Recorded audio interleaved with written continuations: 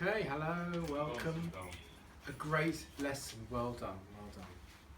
So, once again we're reviewing present simple and past simple, using the verb to be and using a different verb. Now, the whole lesson was all about the question, how are you? How are you? So we looked at this question using the verb to be. How are you? I'm fine. He is fine. How is it? How is he? He's fine. How is the weather? It's hot. Always using the verb to be. And then we looked at it in the past simple. How were you yesterday? Oh, I was good or I was not good. Remember, for negatives, we just add the word not. I'm fine. I'm not fine. It is hot. It is not hot.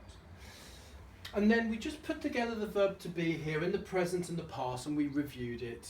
I am, you are, he is, she is, it is, we are, they are. I was, you were, he, she, it was, we were, and they were. Sorry, that's a bit high. And then we looked at the same question using the verb feel today. So here's the question, how do you feel? I feel good. Now you don't have to say how do you feel to get this answer. You can say how are you and say I feel good. You can say how do you feel, you can say I'm fine. It doesn't really matter, but it's the English that matters, and I've highlighted all the important things here. How do you feel? This is the important question word here, this auxiliary verb do. This is the one that tells you if it's I, we, you or they. How do you feel? How do they feel? I feel good, we feel good, they feel good, you feel good.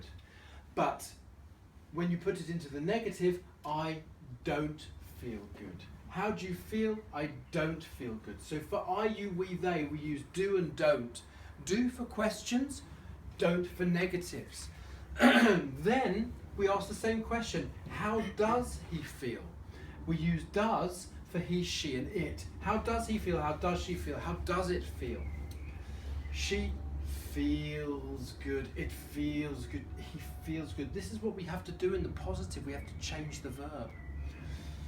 But in the negative, we say she doesn't feel good. Now notice that every time we use this little verb do, whether it's do or don't, or does or doesn't, the main verb is always feel. How do you feel? I don't feel good. How does she feel? She doesn't feel good. It only changes, the verb only changes with the third person. Okay? And then we looked at the past. How did you feel yesterday? Notice how it's this little verb that changes and tells you if it's I, you, we or they, or he, she, it, or the past tense. So, and then in the negative, I didn't feel good. In the positive, you have to change the verb to the past. But in the negative, I didn't feel good. So notice that whenever you use this little verb, the main verb, I know it's a B, it's a B. It's going to go out, it's going to leave, it's going to be okay.